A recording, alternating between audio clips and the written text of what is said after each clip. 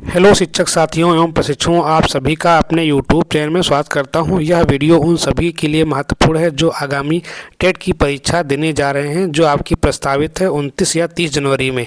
तो यह वीडियो जो भी आपके टीचर्स अभी सेवारत हैं और उनका आपका सुप्रीम कोर्ट का आर्डर भी आ गया है कि अगर आपको सेवा में रहना है तो आपको जो है यूपी टेट, चाहे आपका प्राइमरी का हो, अगर आप सेवा में बने रहना चाहते हैं तो आपको प्राइमरी का हर हाल में आपको पास करना पड़ेगा।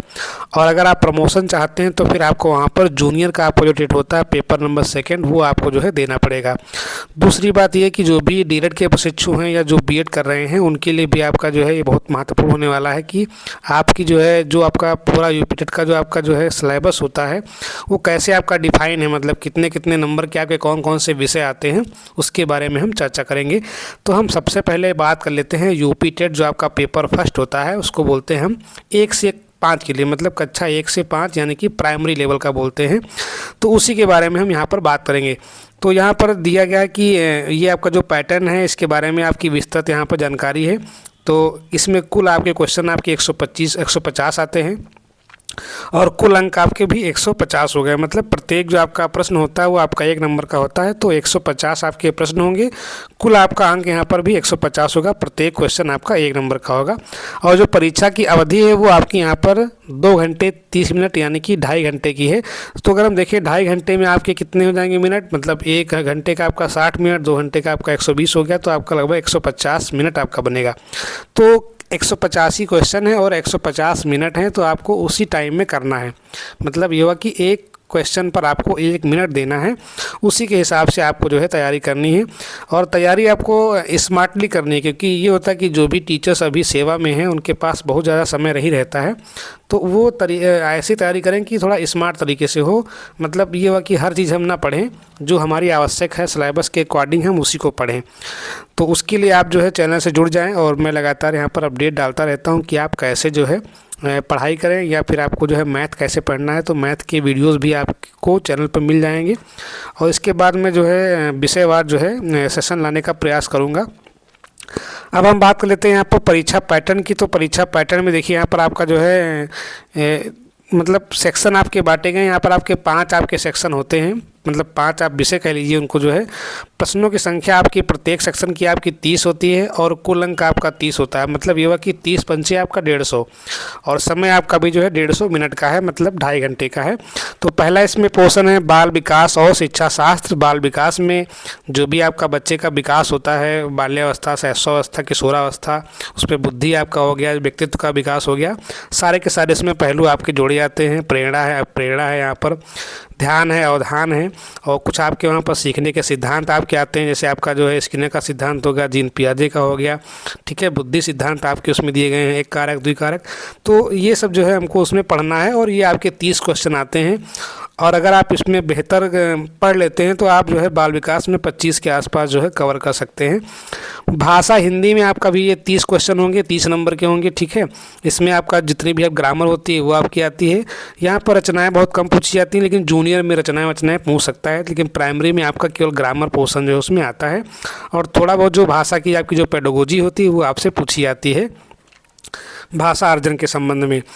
तो ये आपकी भाषा फर्स्ट आपकी हिंदी हो गई। एक भाषा आपकी सेकंड चलती है। अब सेकंड में आपके पास 3 ऑप्शन है, ठीक है। तीनों में से आप कोई ले सकते हैं, अंग्रेजी, उर्दू और संस्कृत।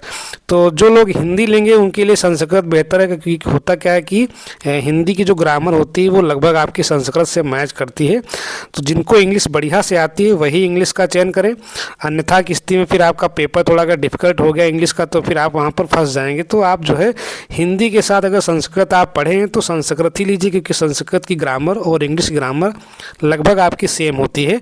तो ये आपके 30 नंबर के हो गए। फिर आपका आता है मैथमेटिक्स आता है, मतलब गणित आता है। इसके भी आपके 30 क्वेश्चन होते हैं और 30 अंक के होते हैं। तो मैथ में जितने भी आपकी कक्षा 1 से 8 तक की जो आपकी मैथ होती है, 1 से 8 का आपका बाहर नहीं आता है। जितने भी आप चैप्टर्स, जैसे आपको जो टीचर्स अभी सेवारत हैं जूनियर्स में और प्रमोशन के लिए अप्लाई कर रहे हैं, तो फिर जो है उनको जितनी भी आपकी 6 से 8 की मैथ है लगभग आपका उसी से आता है रिलेटेड, बाहर से नहीं आता है, ठीक है। आप सोचो कि कक्षा 10 का लेवल, तो कक्षा 10 लेवल नहीं आता है, वो रहता कक्षा 8 लेवल ही है।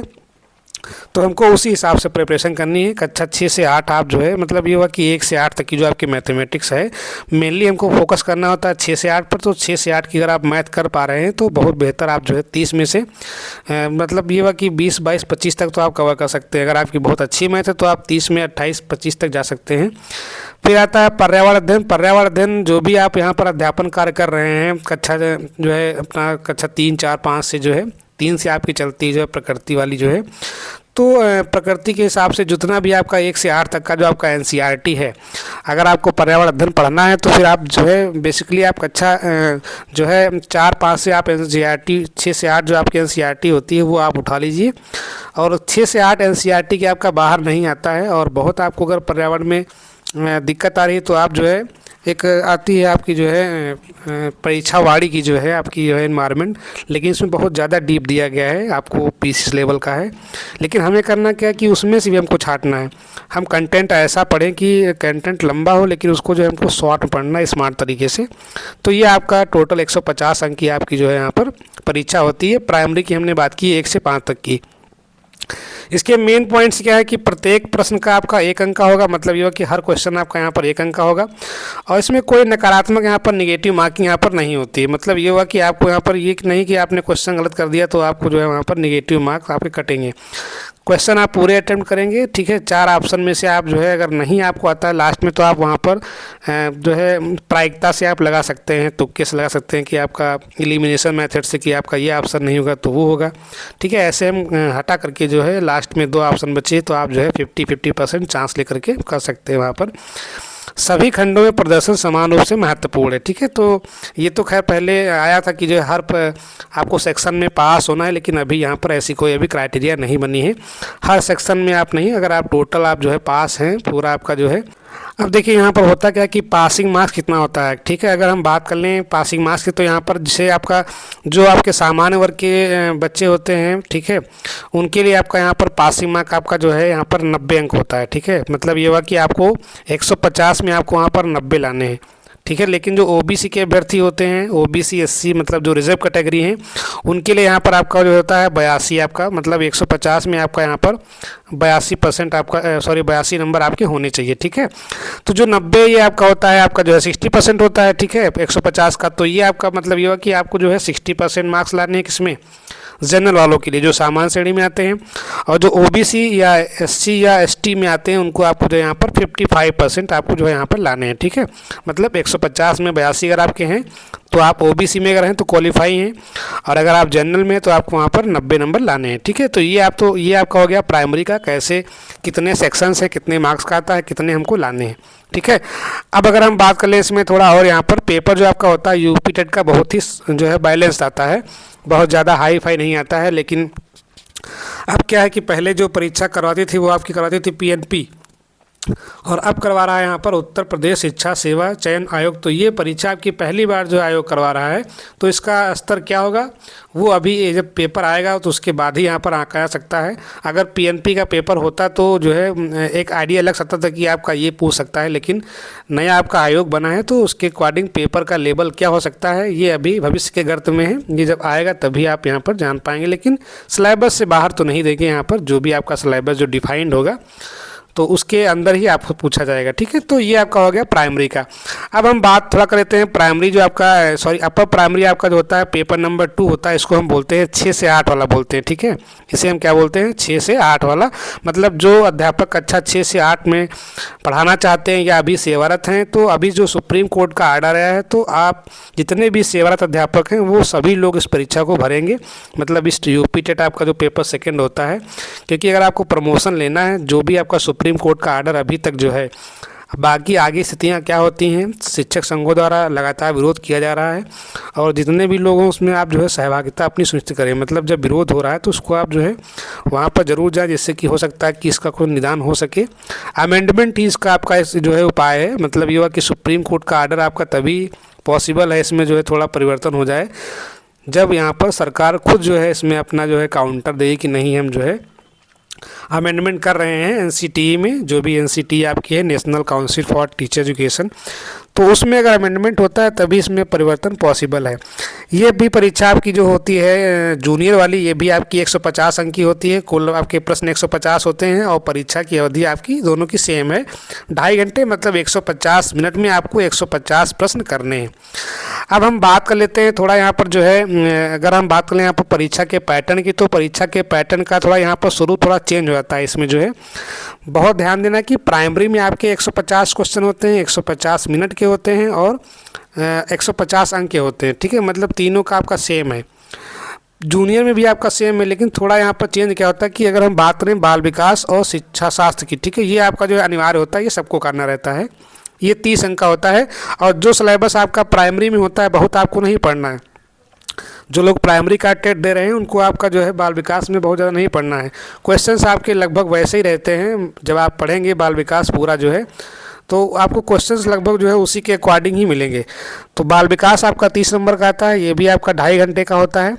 और अगर हम बात कर लें भाषा भी आपकी उसमें हिंदी रहती है, भाषा फर्स्ट में आपकी हिंदी रहती है, तो फर्स्ट में आप हिंदी चूज़ करेंगे। सीटेट में जो है वहाँ पर थोड़ा चेंज रहता है, तो हम सीटेट की अलग से बात कर लेंगे। भाषा 2 में आपके 3 ऑप्शन है, वही मैंने बताया था, अंग्रेजी, उर्दू और संस्कृत। जो लोग उर्दू लिए हैं अपना उर्दू कर सकते हैं, लेकिन जो लोग हिंदी ले रहे हैं उनके साथ जो संस्कृत है वो थोड़ा जो है आसान बैठेगी, क्योंकि मैंने इंग्लिश दिया था, इंग्लिश से तो इंग्लिश थोड़ा क्या होता है कि थोड़ा उसका स्टैंडर्ड हाई आता है। तो आप अगर संस्कृत के साथ जाते हैं तो आपको थोड़ा जो है लाभ मिलेगा वहाँ पर, क्योंकि वहाँ पर फिर आपको जो है ग्रामर जो आपको पढ़नी है हिंदी की संस्कृत की लगभग सेम रहती है, केवल आपका शब्द रूप धातु रूप जो होता है ये आपका जो है, और जो आपके प्रत्यय होते हैं उपसर्ग होते हैं थोड़ा ये चेंज रहते हैं। बाकी का ग्रामर आपका नाउन प्रोनाउन ये आपका लगभग सेम ही रहता है, तो ज़्यादा बहुत अंतर नहीं उसमें आता है। तो आप अगर हिंदी ले रहे हैं ऊपर भाषा फर्स्ट में, वो तो आपका कंपलसरी है ही है, तो भाषा सेकंड में आप संस्कृत लीजिए, ठीक है। अगर आपको बहुत बढ़िया इंग्लिश आती है, आपको पूरा जो है पार्ट ऑफ स्पीच क्लियर है, एक्टिव से passive, direct and direct narration, punctuation, ठीक है, सिंटैक्स, सिंथेसिस और जो आपके फिगर ऑफ स्पीच होते हैं, अगर आपको वो सब बहुत क्लियर है तभी आप वहाँ पर भरिए, ठीक है। अनसीन पैसेज से आपको आंसर देना रहता है उसमें जो है, तो अगर चीज़ें आपकी इंग्लिश में अच्छी हैं तभी आप वहाँ पर इंग्लिश का चयन कीजिए, अन्यथा फिर आप जो है हिंदी के साथ आप संस्कृत के साथ जा सकते हैं।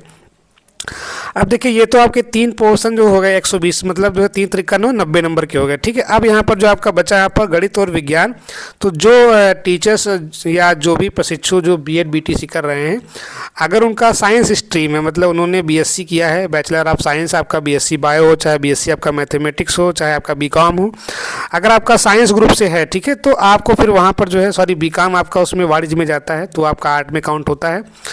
तो इस तरह से करना क्या है कि अगर आप साइंस हैं तो आपको विज्ञान और गणित से देना है, ठीक है, ये कंपेंसन है। अगर आपका जो सब्जेक्ट कॉम्बिनेशन है उसी के अकॉर्डिंग आप यहाँ पर भरेंगे, तो आपका ये 60 क्वेश्चन होते हैं, 60 नंबर के होते हैं। उसके बाद अगर हम देख लें जो आप बीए किए हुए हैं, मतलब ये हुआ कि जो आर्ट साइड से है, जिनका आपका जो है कला वर्ग से है, तो अगर कला वर्ग से आपका स्नातक है तो आपको जो है वहाँ पर क्या भरना है, आपको सामाजिक अध्ययन, इसके आपके 60 क्वेश्चन होते हैं। और उसमें आपको ओएमआर में भरना रहता है कि आप सामाजिक अध्ययन वाला पोर्शन कर रहे हैं, ठीक है, या आप जो है साइंस वाला पोर्शन कर रहे हैं, तो आपको ओएमआर में पहले वहाँ पर दिखाना रहता है, ठीक है। बाकी अगर आप जो आवेदन करते तो वहाँ पर पूछता है कला वर्ग व विज्ञान वर्ग, तो वहाँ पर आप एप्लीकेशन फॉर्म में भी आप अपना कला वर्ग व विज्ञान वर्ग आप दिखाएंगे कि हम जो है कला वर्ग से हैं, ये आपका मिसमैच ना हो। पता लगा आपने टेट भी दिया, आप क्वालिफाई भी हो गए, बाद में समस्या जाए कि हमने बीएससी किया था अपना जो है साइंस ग्रुप से, और हमने जो है दे दिया आर्ट वाला, मतलब सामाजिक अध्ययन दे दिया है। तो ये कंपेरिजन अभी है फिलहाल, अब देखते हैं आगे क्या होता है। तो ये आपके 60 नंबर, मतलब 60 क्वेश्चन होंगे। अगर आप सामाजिक अध्ययन करते हैं तो आपके 60 प्रश्न होंगे 60 अंक के, और अगर आप साइंस मैथ से हैं तो उसमें आपके विज्ञान और गणित के आपके यहाँ पर 60 क्वेश्चन होंगे, ठीक है। तो ये आपका 150 अंक का क्लासिफिकेशन हो गया। कैसे क्वेश्चन, प्रत्येक आपका क्वेश्चन आपका 1 अंक का होगा, कोई आपका यहाँ पर निगेटिव मार्किंग भी नहीं है, ठीक है। जो चौथा खंड है ए और बी विषय के अनुसार चुना जाएगा, मतलब जो आपकी विषय होगी यहाँ पर आपका साफ साफ स्पष्ट है कि जो आपका यहाँ पर विषय है उसी के अकॉर्डिंग आपको जो है यहाँ पर चलना है। और अगर आप बैलेंस तैयारी करते हैं, मतलब ये कि थोड़ा इसमें दिक्कत आती है, मैथमेटिक्स और साइंस का थोड़ा पोर्शन डिफिकल्ट आता है, तो उसको आप जो है कक्षा 1 से कक्षा 8 तक जो है आप कवर कर लीजिए। बहुत अगर आपको पढ़ना है तो आप 10 तक पढ़ लीजिए, 10 के ऊपर आपका इसमें नहीं पूछता है, तो सामान्य विज्ञान ही आपसे पूछता है उसमें जो है। हाँ, अगर सीटेट आप दे रहे हैं तो फिर आपको वहाँ पर साइंस का जो आपका पैटर्न होता है बहुत हाई रहता है, वो प्रैक्टिकल थोड़ा पूछते हैं सीटेट वगैरह में। लेकिन टेट में क्या होता है, आपका फैक्चुअल इन्फॉर्मेशन आती है यहाँ पर भी क्वालिफाइंग मार्क्स आपके वही हैं कि आप जनरल कैटेगरी के हैं तो आपको यहाँ पर 90 नंबर लाने हैं आउट ऑफ 150 में, और अगर आप यहाँ पर जो है ओबीसी से हैं तो आपको यहाँ पर 82 नंबर लाने हैं 150 में से। ठीक है, तो ये आपका जो है 90 आपका हो गया, 60% हो गया। तो जनरल के लिए आपको 60% लाना है और ओबीसी के लिए यहाँ 55%। ठीक है, तो ये आपका 90 और 82 अंक का क्लासिफिकेशन हो गया।